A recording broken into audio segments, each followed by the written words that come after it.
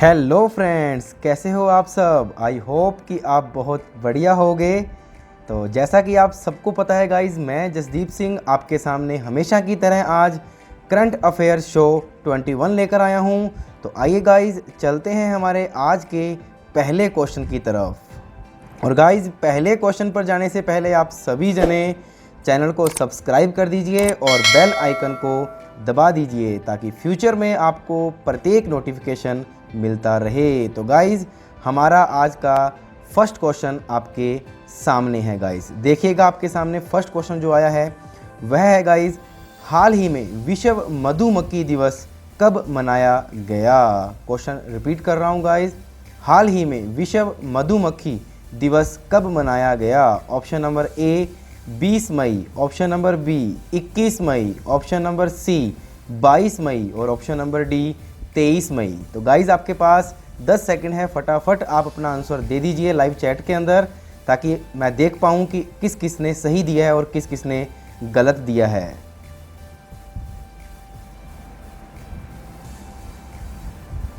हाँ जी गाइज़, तो देखिएगा, इसका जो सही आंसर है गाइज़ वो है 20 मई। ध्यान रखिएगा, यानी 20 मई इसका क्या है, सही आंसर है। इस दिन गाइज़ क्या मनाया जाता है, इस दिन मनाया जाता है गाइज़ विश्व मधुमक्खी दिवस। आपके सामने है कुछ इस प्रकार से। अब देखिए गाइज़, ये मनाया इसलिए जाता है, ये जो मधुमक्खी पालन की जो टेक्निक है उस टेक्निक को डेवलप जिसने किया है गाइज़ वो है अंटुन जानसा। ध्यान रखिएगा, इन्होंने किया था। इनका जन्म होता है गाइज़ इसी दिन 20 मई को। तो इनके जन्मदिन के रूप में गाइज़ इसे हम क्या करते हैं, मनाते हैं। इसी दिन विश्व मधुमक्खी दिवस मनाया जाता है।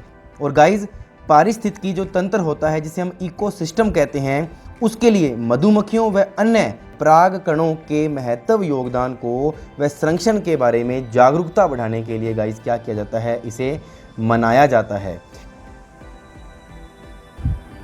और गाइज़, इसकी जो थीम रखी गई थी गाइज़, ये जो विश्व मधुमक्खी दिवस है 2020 की जो थीम थी गाइज़ वो थी बी अंगेज्ड। ध्यान रखेगा, बी अंगेज्ड, ये इसकी क्या थी गाइज़, थीम थी 2020 की विश्व मधुमक्खी दिवस की।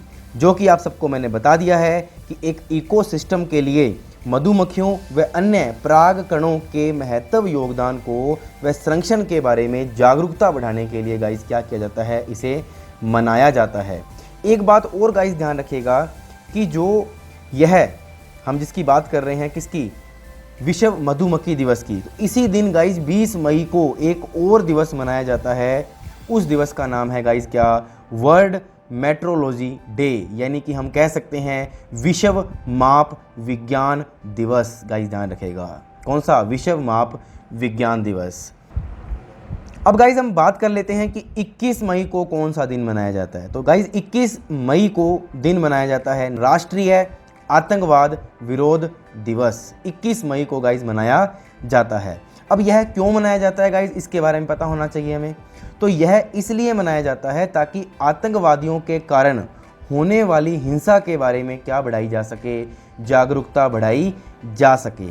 अब अगर हम बात कर लेते हैं कि इसका इतिहास क्या है, कि इसको क्यों मनाया जाता है, ये तो हमें पता लग गया कि आतंकवादियों के कारण होने वाली हिंसा के बारे में जागरूकता बढ़ाने के लिए इसे मनाया जाता है। लेकिन आपको बता दें आपकी नॉलेज के लिए कि भारत के जो पूर्व प्रधानमंत्री थे, कौन, राजीव गांधी। गाइस ध्यान रखिएगा, कौन थे, राजीव जो गांधी थे, कि तमिलनाडु के, ध्यान रखिएगा, तमिलनाडु के पेरबंदूर में लिट्टे आतंकवादियों ने इसी दिन रात को 7 बजे, गाइस ध्यान रखिएगा, कितने बजे, रात को 7 बजे 21 मई 1991 को इनकी क्या कर दी थी गाइस, हत्या कर दी थी। ध्यान रखिएगा, इसलिए क्या मनाया जाता है, 21 मई को राष्ट्रीय आतंकवाद विरोध दिवस मनाया जाता है।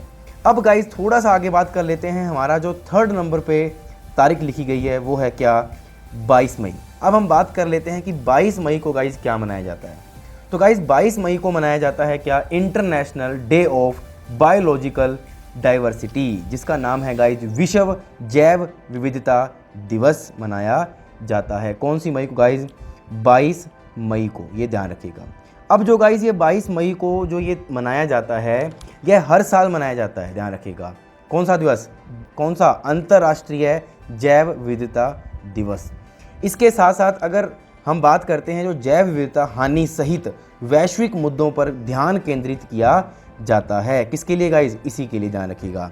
आपको बता दूं गाइज कि सभी जानवरों व पौधों की प्रजातियों में से लगभग 25% विलुप्त होने का जो खतरा है, इसको कम करने के लिए ही ध्यान रखिएगा, इसको बढ़ावा देने के लिए ही वैश्विक मुद्दों पर क्या किया जाता है गाइज, ध्यान दिया जाता है। लेकिन इस बार गाइज ये जो हुई थी वो क्या हुई थी, ऑनलाइन हुई थी। क्या हुई थी गाइज, ऑनलाइन। अब गाइज इसके अंदर एक वर्ड आया था जैव विविधता। ये जैव विविधता क्या है, तो जैव विविधता क्या है गाइज, यह सभी प्रकार के जीवन को क्या करती है, संदर्भित करता है, ध्यान रखिएगा, जो पृथ्वी पर पाए जाते हैं गाइज, ध्यान रखेगा, जैसे पौधे हो गए, जानवर हो गए, कवक हो गए, सूक्ष्म जीव हो गए। साथ साथ यह उन समुदायों को भी प्रदर्शित करता है, यहाँ दिखाता है गाइज, जो कुछ बनाते हैं, जिन आवासों में हम गाइज क्या कहते हैं, रहते हैं गाइज, ध्यान रखेगा। अब अगर बात करें तो इसके अंदर हर वो चीज़ आ जाती है वर्ड की जो आज पृथ्वी में क्या है, जिसका जीवन है। जैसे हम भी हो गए तो हम भी इसी के अंदर आ जाएंगे। तो गाइज इसकी जो थीम थी वो थी क्या, अवर सॉल्यूशंस आर इन नेचर। क्या थी, अवर सॉल्यूशंस आर इन नेचर। 2020 की थीम अगर हम बात करें, इसका मतलब क्या है, तो इसका मतलब है आशा, एकजुटता व एक साथ काम करने को क्या देती है गाइज, महत्व देती है। यानी कि हमें अलग अलग रहकर काम नहीं करना है, एकजुट होकर क्या करना है गाइज, काम करना है। तो इसे ही क्या बोला जाता है, जैव विविधता, जिसके अंदर पृथ्वी पर हर प्रकार की जो चीज़ है उसे हम किस में रखते हैं, जैव विविधता में। तो गाइज आई होप कि आपको फर्स्ट क्वेश्चन अच्छे से समझ में आया होगा। तो चलते हैं गाइज हमारे क्वेश्चन नंबर 2 की तरफ गाइज। हाँ जी गाइज, क्वेश्चन नंबर 2 की अगर हम बात करते हैं, क्वेश्चन नंबर 2 में क्या है, हाल ही में कौन सा केंद्र शासित प्रदेश कोरोना मुक्त हो गया है। यहाँ पर जो बात हो रही है गाइज वो हो रही है किसकी, हाल ही में कौन सा केंद्र शासित प्रदेश कोरोना मुक्त हो गया है। Option number A Jammu and Kashmir, option number B Ladakh, option number C Chandigarh और option number D none of these. तो फटाफट गाइज इसका भी आंसर दे दीजिए आपने कमेंट बॉक्स में। यस, हाँ जी गाइज, जो इसका आंसर है गाइज वो है लद्दाख। आप सबको पता होगा लद्दाख, तो देख लीजिए ये है लद्दाख। 3 मई के बाद लद्दाख में गाइज ध्यान रखिएगा, कितनी मई के बाद, 3 मई के बाद लद्दाख के अंदर गाइज ध्यान रखिएगा कोई भी कोरोना पॉजिटिव नहीं है। इसलिए अब गाइज ध्यान रखिएगा इस केंद्र शासित प्रदेश को क्या कर दिया गया है, कोरोना से मुक्त मान लिया गया है। और यह पहला केंद्र शासित क्या है गाइज, प्रदेश है। अगर आपसे पूछ लिया जाए कि फर्स्ट हमारा जो राज्य है वो कौन सा है गाइज, तो आपको बता दें जो फर्स्ट राज्य है गाइज वो है कौन, गोवा। आपको बताया हुआ है पिछले करंट अफेयर्स की स्लाइड के अंदर, पहला राज्य कौन है, गोवा। अब अगर हम थोड़ा सा आगे बात कर लें गाइज इसी के अंदर, किसकी, कि आपको सबको पता होगा लद्दाख एक केंद्र शासित प्रदेश है। आप सबको पता होगा लद्दाख क्या है, एक केंद्र शासित प्रदेश है। और यहाँ पर एक बात ध्यान रखिएगा गाइज, यहाँ पर उप राज्यपाल ही हुआ करते हैं, आपको सबको पता होगा। तो यहाँ का जो प्रेजेंट में उप राज्यपाल है वो कौन है गाइज, RK माथुर। कौन है, RK माथुर। तो गाइज आई होप कि आपको पता लग गया होगा कि RK माथुर यहाँ के क्या हैं, उप राज्यपाल हैं। तो गाइज चलते हैं हमारे क्वेश्चन नंबर 3 की तरफ गाइज। क्वेश्चन नंबर 3 आपके सामने है, देख लीजिए। क्वेश्चन नंबर 3 में क्या कह रहा है गाइज, क्वेश्चन नंबर 3 में ये कह रहा है कि हाल ही में गोविंद राजुलू चिंटाला, यहाँ रखिएगा यहाँ पे चिंटाला है, किस बैंक के नए अध्यक्ष चुने गए हैं या नियुक्त किए गए हैं। Option number A HDFC bank, option number B NABARD bank, option number C bank of India और option number D none of these. तो गाइज इसका सही आंसर आप फटाफट कमेंट बॉक्स में कर दीजिए। यस, जी हाँ, इसका जो सही आंसर है गाइज आप सबको पता है नाबार्ड। क्या है गाइज इसका आंसर, नाबार्ड। यही नए अध्यक्ष नियुक्त किए गए हैं, किसके, नाबार्ड के, कौन, राजुलू चिंताला। तो गाइज नाबार्ड की जो फुल फॉर्म है वो है national bank for agriculture and rural development bank. इसकी स्थापना हुई थी गाइज 1982 के अंदर और इसका जो हेडक्वार्टर है वो कहाँ पर है, मुंबई। कहाँ पर है गाइज, मुंबई। तो आपको पता लग गया होगा, ये देख भी लीजिए आप, राजुलू चिंताला। ठीक है गाइज, चलते हैं अगले क्वेश्चन की तरफ। चलते हैं गाइज अगले क्वेश्चन की तरफ, हमारा जो क्वेश्चन नंबर 4 की तरफ चलते हैं, देखिएगा। तो चलते हैं गाइज 4 नंबर क्वेश्चन की तरफ आपके सामने। क्वेश्चन नंबर 4 है गाइज, देख लीजिएगा। हाल ही में किस देश के प्रधानमंत्री थॉमस थबेन ने इस्तीफा दे दिया है? किसने दिया है? किस देश के प्रधानमंत्री हैं कौन? थॉमस थबेन, इन्होंने क्या दे दिया है? इस्तीफा दे दिया है। तो गाइज इसका जो सही आंसर है वो इसका है गाइज लेसोथो। कौन है? लेसोथो। अब कईयों को तो शायद ये पता भी नहीं होगा कि ये कोई देश है, लेसोथो।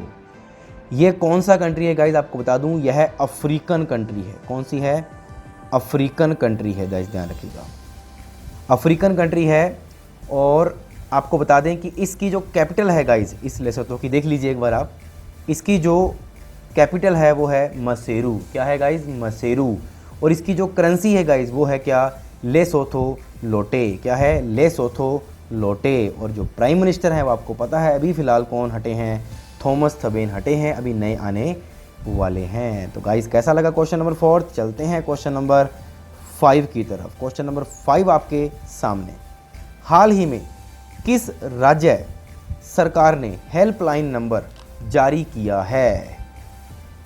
हाल ही में किस राज्य सरकार ने, गाइस ध्यान रखिएगा, यहाँ पे क्वेश्चन है आरटीआई, ध्यान रखिएगा, ये गलत है। आरटीआई हेल्पलाइन नंबर जारी किया है। किस राज्य सरकार ने आरटीआई हेल्पलाइन नंबर जारी किया है? तो गाइस इसका जो सही आंसर है वो है पंजाब। कौन है? पंजाब। अभी आरटीआई की बहुत सारी, आप सबको पता है, एप्लीकेशन पेंडिंग आ गई थी।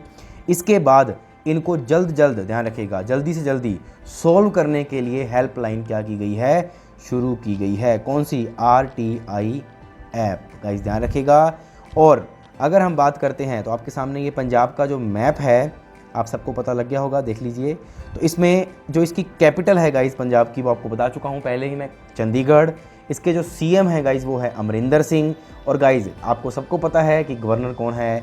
वीपी सिंह बदनौर। कौन है? वीपी सिंह बदनौर। तो चलते हैं गाइस हमारे क्वेश्चन नंबर 6 की तरफ। क्वेश्चन नंबर 6 आपके सामने है गाइस।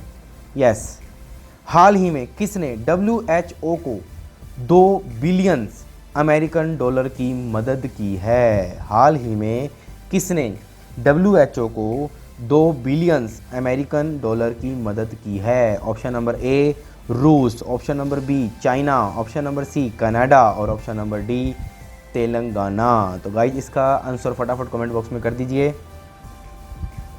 यस, जी हाँ गाइज, इसका जो सही आंसर है गाइज वो है चाइना। आपको बता दें कि चाइना ने अभी फ़िलहाल 2 बिलियन अमेरिकन डॉलर की WHO को क्या की है? मदद की है। और इससे पहले चाइना ने, ध्यान रखिएगा, 30 मिलियन, बहुत बड़ी रकम होती है, 30 मिलियन डॉलर क्या दिए हैं गाइज? चाइना ने WHO को दिए हैं पहले भी, ध्यान रखिएगा। अब बात कर लेते हैं कि चाइना, इस मैप में देख लीजिए एक बार आप। यस, इसकी जो कैपिटल है गाइज चाइना की वो क्या है? बीजिंग। इसकी जो करेंसी है गाइज वो है रेन मिनबी, गाइज ध्यान रखिएगा। लेकिन हम वास्तव में इसको बोलते क्या है? युआन। इसकी जो हम करेंसी बोलते हैं वो क्या बोलते हैं गाइज? युआन, ध्यान रखिएगा। लेकिन वास्तव में इसकी जो करेंसी है वो क्या है गाइज? रेन मिनबी। यहाँ के जो वर्तमान प्रेसिडेंट है आप सबको पता है कौन है? Xi Jinping. कौन है? Xi Jinping. अभी आप सबको पता होगा गाइज कि चाइना ने क्या किया है? लॉन्ग मार्च 5 नाम का एक रॉकेट भी क्या किया है? लॉन्च किया है। और चाइना ने एक नई डिजिटल करेंसी भी गाइज लॉन्च किया जिसका नाम है DCEP। डी से मैंने बताया हुआ है आपको डिजिटल, सी से बताया हुआ है करेंसी, और ई से बताया हुआ है इलेक्ट्रॉनिक, और पी से बताया है क्या? पेमेंट। तो गाइज आई होप कि आपको ये क्लियर हुआ होगा। उसके बाद गाइज आप सबको पता होगा कि चाइना ने अभी वर्तमान में ही एक मंगल ग्रह का नाम क्या रखा है, जहाँ पे अपना यान भेज रहा है, वो रखा है तियानवेन-1 रखने की क्या कर दी थी? एक घोषणा भी कर दी थी, जो कि ऑफिशियल है, आप सबको पता है। तो चलते हैं गाइज क्वेश्चन नंबर 7 की तरफ। क्वेश्चन नंबर 7 आपके सामने है गाइज। हाल ही में किस देश ने अपने नए मैप में काला पानी क्षेत्र पर अपना दावा किया है? हाल ही में किस देश ने अपने नए मैप में काला पानी क्षेत्र पर क्या कर दिया है? अपना दावा किया है। Option number A Nepal, option number B Bhutan, option number C Bangladesh, option number D China. तो गाइज इसका सही आंसर फटाफट कमेंट बॉक्स में कर दीजिए। किस देश ने अपने नए मैप में काला पानी क्षेत्र पर अपना दावा कर दिया है? तो गाइज इसका सही आंसर है नेपाल, ध्यान रखिएगा। आपको सबको पता होगा नेपाल ने अपना नया मानचित्र जारी किया था और इसमें जो काला पानी क्षेत्र है ये इंडिया व नेपाल के बीच में एक डिस्प्यूटेड एरिया है। इसको अब नेपाल ने अपना क्षेत्र बताकर अपने मैप में दिखाते हुए क्या कर दिया है, नया मानचित्र जारी कर दिया है। अब गाइस जो ये काला पानी क्षेत्र है यह इंडिया के किस स्टेट में पड़ता है? ये उत्तराखंड में पड़ता है गाइस, ध्यान रखिएगा। काला पानी जो क्षेत्र है यह इंडिया के किस स्टेट में पड़ता है गाइस? तो ध्यान रखिएगा कहाँ पड़ता है, उत्तराखंड में पड़ता है। आप देख लीजिए एक बार, ये नक्शा है कुछ नया जो बनाया गया है बांग्लादेश का। हाँ जी गाइस, अब देखिएगा, आपको पिछले स्लाइड्स में मैंने कुछ बताया था, आपको पता होगा कि हमारे जो ये राजनाथ सिंह जी हैं इन्होंने लिपू लेक दर्रे में एक रोड का निर्माण किया था, आप सबको पता होगा। उसमें क्या होगा आप सबको पता है कि कैलाश सरोवर जो यात्रा थी जो है आप सबको पता है वह आसान हो जाएगी और मोस्टली इंडिया की ज़मीन पर ही यात्री क्या होंगे, जाएंगे, चाइना की ज़मीन पर कम जाएंगे, ये आप सबको पता है। लेकिन उस रोड पर भी क्या कर दी है नेपाल ने, क्या कर दी है गाइज़, आपत्ति जता दी है गाइज़, ध्यान रखेगा कि ये भी हमारी ही रोड है। तो गाइज़ आपको सबको क्लियर हो गया होगा। अब गाइज़ नेपाल की जहाँ बात हुई है आप सबको पता है, तो आप बता दीजिए फटाफट जो मैं पूछूंगा आपसे, क्या चीज़? देखिए गाइज़, नेपाल की जो राजधानी है आप सबको पता है क्या है, काठमांडू, सबको पता है, ठीक है जी।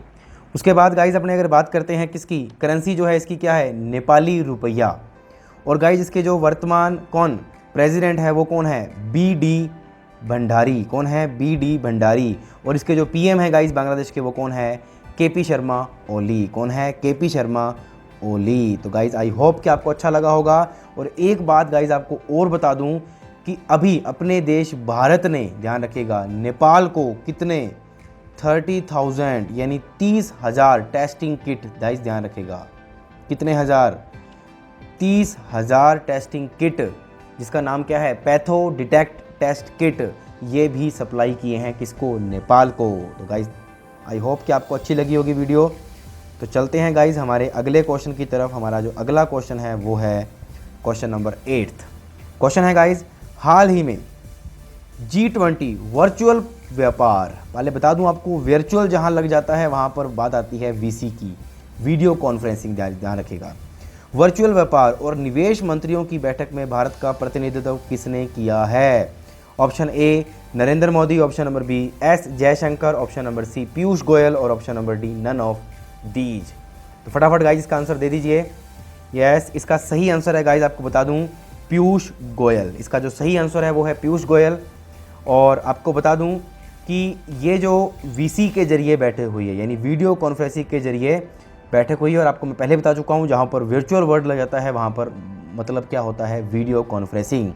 इससे पहले गाइज ध्यान रखिएगा G20 वर्चुअल समिट भी हुआ था, जो उसमें प्रधानमंत्री नरेंद्र मोदी जी गए थे और कोविड-19 के लिए हुआ था, आप सबको पता है।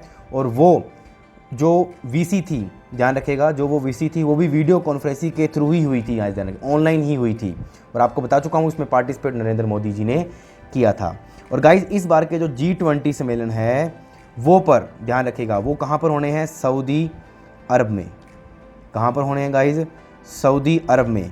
अगर 2020 की बात छोड़कर अगर हम 2021 पे गाइज जाएँ तो 2021 के गाइज इटली में होने हैं। कहाँ पर होने हैं, इटली में। और गाइज अगर 2022 की बात करते हैं, 2022 के कहाँ होने हैं, हमारा प्यारा भारत कहाँ होने हैं, इंडिया में होने हैं। कहाँ पर होने हैं, इंडिया में। अगर हम बात कर लें, आपके सामने जो फोटो आई है गाइज वो 2019 की है। तो 2019 के कहाँ हुए थे गाइज G20, वो हुए थे गाइज कहाँ पर, ओसाका। कहाँ हुए थे, ओसाका। तो आई होप कि आपको अच्छी लगी होगी गाइज। स्लाइड चलते हैं क्वेश्चन नंबर 9 पर। क्वेश्चन नंबर 9 आपके सामने है, हाल ही में national test Abhyas mobile app किसने लॉन्च की थी? हाल ही में national test Abhyas mobile app किसने लॉन्च की थी? Option number A Google, option number B ministry of human resource, जिसे कहते हैं मानव संसाधन मंत्रालय, option number C Twitter, option number D none of these. तो फटाफट गाइज इसका आंसर दे दीजिए। हम चलते हैं हमारे आंसर की तरफ, फटाफट दे दीजिए लाइव चैट के अंदर। जी हाँ, इसका सही आंसर है guys ministry of human resource, मानव संसाधन मंत्रालय। आपको बता दें कि जो ये national test Abhyas mobile app launch की गई है, ये जिसे आपको बता देता हूँ आपको, जैसे ये जेईई मेंस के जो स्टूडेंट्स होते हैं गाइज, या नीट के जो स्टूडेंट्स होते हैं, उनके लिए यह जारी किया गया है। जैसे जैसे आप ऑनलाइन पेपर देते हो, आप बड़े बड़े पेपर आप ऑनलाइन देते हो, तो आपको पता लगता है कि ऑनलाइन की प्रक्रिया क्या है। सेम वही जानने के लिए, वही बताने के लिए गाइज वैसी ही एप्लीकेशन क्या की गई है, लॉन्च की गई है। इससे क्या होगा, अपना मॉक टेस्ट इस पर दे पाएंगे कौन, स्टूडेंट्स, और इसके थ्रू जेईई और नीट के पेपर भी दिए जाएंगे। यहाँ जो ऐप है गाइज ध्यान रखिएगा, आर्टिफिशियल इंटेलिजेंसी पर आधारित होगी, जिससे क्या होगा गाइज, आप जैसे ही मॉक टेस्ट को सबमिट करोगे तो आपकी आंसर की प्लस में गाइज क्या आ जाएगा, आपको रिजल्ट आपको मिल जाएगा। जैसे मैं आपको टेलीग्राम लिंक पर क्विज बोर्ड के थ्रू आपको जब टेस्ट देता हूं तो आपका रिजल्ट आपके सामने होता है कि आप उतने बच्चों में कितने नंबर पर हो। तो गाइज वही चीज़ किसने लॉन्च की है, मानव संसाधन मंत्रालय ने नेशनल टेस्ट अभ्यास के रूप में जेईई और नीट के स्टूडेंट्स के लिए जारी की है। तो चलते हैं गाइज, हाल ही में 2019 का अलेक्जेंडर डेल रिम्पल अवार्ड किसने जीता है। हाल ही में 2019 का अलेक्जेंडर डेल रिम्पल अवार्ड किसने जीता है। तो गाइज ऑप्शन है आपके सामने, Vinay Bhadwar, option number B Sudhir Ranjan, option number C Prateek Mittal, option number D Arvind Kumar. फटाफट गाइज इसका आंसर दे दीजिए, क्या होगा कमेंट बॉक्स के अंदर। यस, जी हाँ गाइज, इसका जो सही आंसर है वो है विनय भदवार, विनय भदवार। आपको बता दें कि भारतीय जल सर्वेक्षण व विशाल हिंद महासागर के क्षेत्र में जो उत्कृष्ट योगदान देता है, उसे यह क्या मिलता है गाइज, अवार्ड मिलता है। कौन सा, अलेक्जेंडर डेल रिम्पल अवार्ड। अब किन को मिला है गाइज, वह विनय भदवार को मिला है। तो गाइज आई होप कि आपको 10 क्वेश्चंस अच्छे लगे होंगे। तो चलते हैं हमारे क्वेश्चन नंबर 11 की तरफ। क्वेश्चन नंबर 11 आपके सामने है, हाल ही में किस देश की पत्रकार मनमीत कौर को ब्रिटेन, गाइज ध्यान रखेगा ये सही लिखा नहीं हुआ, हाल ही में किस देश की पत्रकार मनमीत कौर को ब्रिटेन, ध्यान रखेगा ब्रिटेन, ध्यान रखेगा, के फेमस पुरस्कार के लिए नामित किया गया है। हाल ही में किस देश की पत्रकार मनमीत कौर को ब्रिटेन के फेमस पुरस्कार के लिए नामित किया गया है। Option number A Canada, option number B Pakistan, option number C Britain, option number D Singapore. तो गाइज इसका सही आंसर है पाकिस्तान। आप एक बार तस्वीर देख लीजिए मनमीत कौर की, आपके सामने है।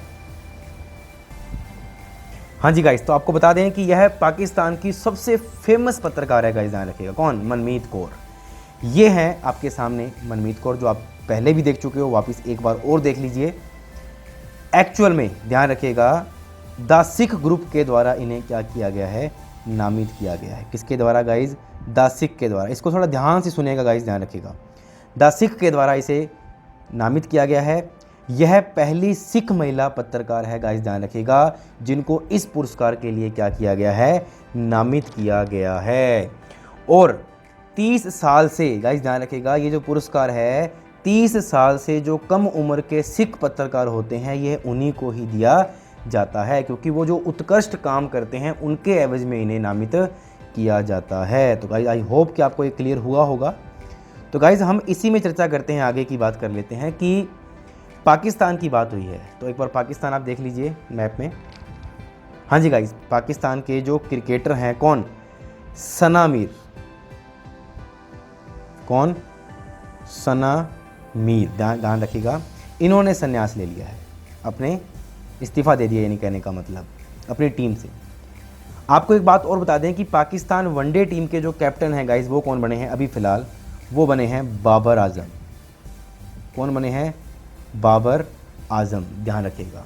फिर गाइज थोड़ी सी और बात कर लेते हैं कि पाकिस्तान ने अपने एक प्रतिनिधि आयशा मुंगल, जिसे हम बोलते हैं प्रतिनिधि का मतलब ट्रांसजेंडर, ध्यान रखिएगा, इनको यूएन भेजा था। क्या, कहाँ भेजा था, यूएन भेजा था। किसको, आयशा मुंगल को। एक बात और गाइज ध्यान रखिएगा कि पाकिस्तान एयरफोर्स में शामिल होने वाले पहले जो हिंदू व्यक्ति हैं वो राहुल देव हैं। कौन है, राहुल देव। ये बात अपने दिमाग में डाल लीजिएगा, राहुल देव दिमाग में डाल लीजिए, सना मीर डाल लेना, और बाबर आजम डाल लीजिएगा। उसके बाद गाइस बात कर लेते हैं, पाकिस्तान की बात आई है तो पाकिस्तान की जो कैपिटल है गाइस वो है इस्लामाबाद। कौन है? इस्लामाबाद। और इसकी जो करेंसी है वो है पाकिस्तानी रुपया। और इसके जो प्रेसिडेंट है गाइस वो है आर्य अलवी। और इसके जो पीएम है गाइस वो कौन है? क्रिकेटर इमरान खान। तो गाइस आई होप कि आपको ये पता लगा होगा। अब गाइस छोटी सी बात आपसे मैं पूछ लेता हूँ इसी के अंदर कि इंडिया व पाकिस्तान को डिवाइड करने वाली जो लाइन है वो क्या है गाइस? तो इंडिया और पाकिस्तान को डिवाइड करने वाली जो लाइन है गाइस वो है रेड क्लिफ लाइन। कौन सी है guys? Red Cliff line. India और चाइना को गाइस ध्यान रखिएगा वो है मैकमोहन। कौन सी है? मैकमोहन। पाकिस्तान और अफगानिस्तान को जो डिवाइड करती है गाइस वो कौन सी है? डूरंड रेखा। और guys last and final US और कनाडा को जो डिवाइड करती है गाइस वो कौन है? आपके सामने 49 डिग्री अक्षांश रेखा। अब आई होप कि गाइस आपको क्लियर हो गया होगा। तो चलते हैं गाइस हमारे क्वेश्चन नंबर 12 पर। क्वेश्चन नंबर 12 आपके सामने है गाइस, रस्किन बॉन्ड की नई किताब का नाम बताइए जो हाल ही में उनके 86वें जन्मदिन पर ई बुक संस्करण के रूप में जारी की गई थी। फटाफट गाइड कमेंट बॉक्स में कर दीजिए, कमेंट बॉक्स में रस्किन बॉन्ड की नई किताब का नाम बताना है आपको जो हाल ही में उनके 86वें जन्मदिन पर ई बुक संस्करण के रूप में जारी की गई थी। फटाफट बता दीजिए। जो इनकी यात्रा पर डिपेंड है गाइस, ध्यान रखिएगा। आपके सामने ऑप्शन में पता लग गया होगा आपको। इनकी यात्रा पर डिपेंड है, इसका उत्तर क्या होगा गाइस?